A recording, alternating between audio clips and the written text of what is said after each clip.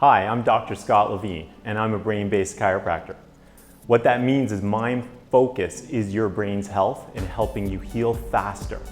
I've been doing that for about 4 years, and prior to that, I graduated in 1996 as a chiropractor.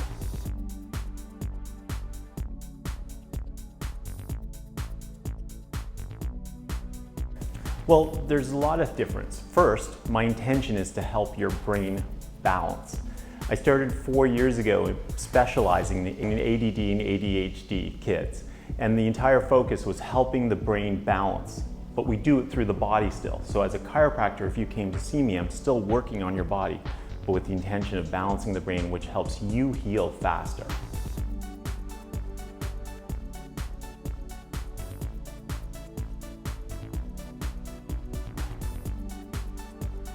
Well, there's tons, because at work, you're stressed. And so there's the physical stress of sitting all day.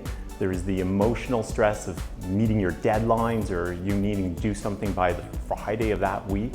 And that's going to create a whole different types of tension or headaches or back pain.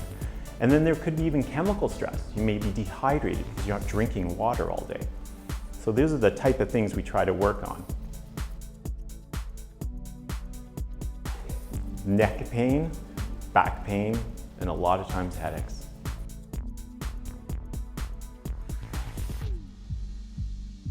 Well, most people hold their stress, and they'll tell this to me, in their neck and shoulders.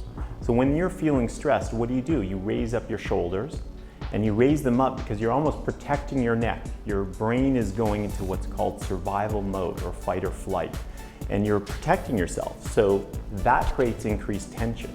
And there's your neck problem. What about your low back problem? Well, that could be completely just because you've been sitting all day in a hunched position. So there's your physical stress of the day.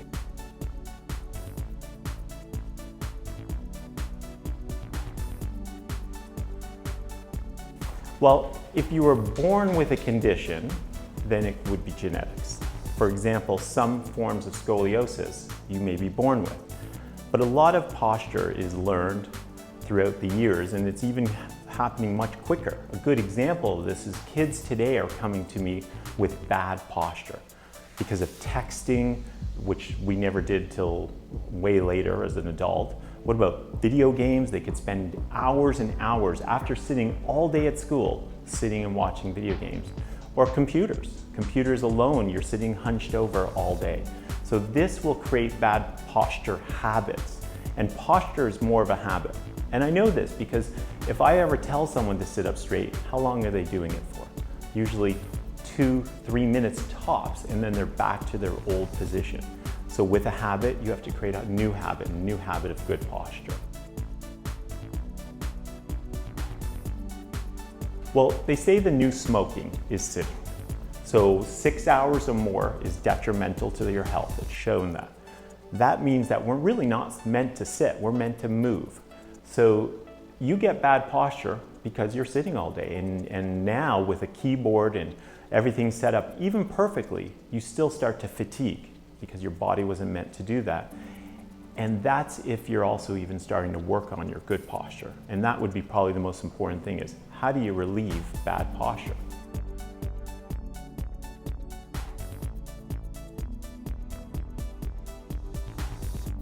Well, let's look at what bad posture is.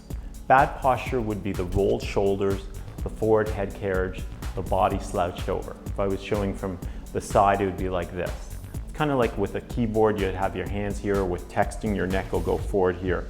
I mean, they're putting in the dictionary text neck syndrome, which has now overtaken BlackBerry thumb problems. And that's because the neck starts to lean forward as you're putting that, reading your text or email. So the bad posture is this forward slump. Well, good posture is the opposite. It's if you think of one thing to do, and if you only had to think of one thing, it would be bringing the chest towards the sky. It's almost pointing upwards. And that will automatically drop the shoulders back and the neck back. But there's a line called a posture line that if you took a string, should go through your ear, the middle of your shoulder, and then through the middle of the hip and just a little bit through the knee and then what's called the ankle bone, or the lateral malleolus if you were looking technical. So that's good posture standing, and sitting's the same. Bring the chest up, arms back, and then if you have a keyboard, setting it up then. Get into good posture first, then set up your keyboard and where your chair should be. Or if you're driving a car, sit into good posture, sitting tall, and then move your mirrors to make it so that you can see through the back or the sides. That way, at least if you have bad posture and you're slouching while you drive, every time you go to do a mirror check, you're going to sit up straight. It's one of those little tips that could change every commute that you make.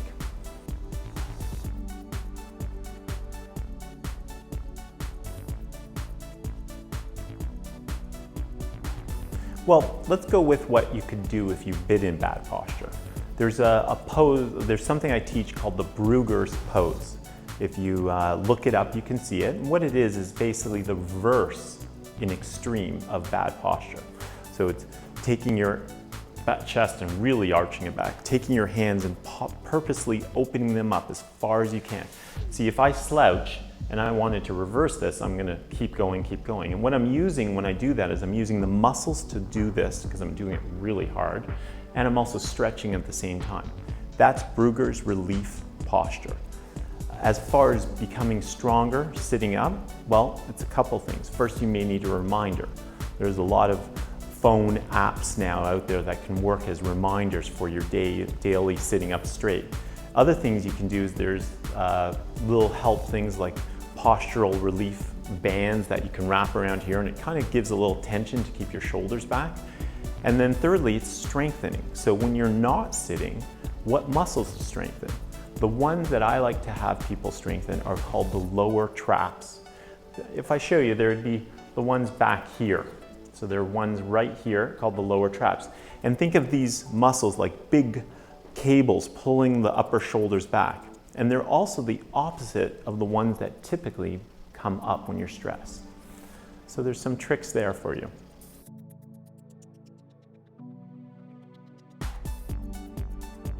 You see, the spine is very much related to the brain, and movement of the spine helps stimulate brain function. Dr. Roger Sperry, he was a Nobel Prize recipient for brain research in 1981, and he says that 90% of stimulation to the brain comes from movement of the spine. So you need to have good movement of the spine to be healthy. One of the things as an exercise we'll give is walking, because walking has a cross action of arms and legs and keeps that spine moving. It's like flossing for the spine as flossing is for the teeth. So what is good posture going to do? Well, it'll increase your vital lung capacity, the amount you can breathe, by up to 30% when you're in good posture. You can try this trick at home. You can basically go into bad posture with that slouch position, take a deep breath in, and then sit up straight and take that same deep breath in. One will be easier, and it will be the one with good posture. Other things is it helps with range of motion. So if you have bad posture, another trick, try looking to your left as far as you can and looking to your right. And see how far you can put your neck. Go into good posture and doing the same thing. You'll have greater range of motion in your joints.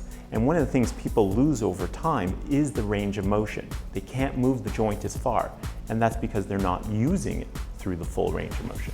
Strength increases, lung capacity, breathing, all of these. But one of the things that people really don't realize is their emotions get happier. If I asked you out there right now, do depression. What does depression look like if it was a posture? Well, it's this, right? Your eyes go down, your shoulders slump, your back rounds out. It's that bad posture. If I put a keyboard in front of me, I'd be feeling like I might be depressed. So sitting up straight actually can help you feel happier. If you sit up straight and it's harder to feel blues. It's kind of like smiling will fight that action too. So it can improve your emotions and improve your health, good posture.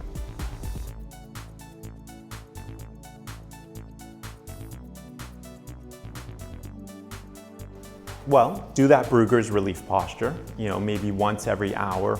If you can do it every 30 minutes, even better. You only have to hold it for about 20 seconds. Also, if you're done work, a lot of people will commute. They'll either, if you can be on a bus or a subway, instead of looking for that seat right away when you get on it, try to stand. It's actually a great exercise to balance on the bus or subway. I've done it where you're not have the pole close by, but try not touching it, and if you even want to challenge yourself more, stand different positions, going backwards as the train goes one way, and then on your way to work do the opposite way. These things can really help improve your balance and your strength of your spine. Also, when you get home, you're going to eat dinner or lunch or breakfast when you're eating, and you're going to sit. That's fair. But don't maybe go right to the couch after that. See, if you really add up how long you've sat, you have to not just think about your workday. You have to think about your commute, when you're eating, after work. These are all times that you could have opportunities to stand and walk. And walking, like I said, is flossing for the spine. It can literally start to reverse some of the ill effects of sitting all day.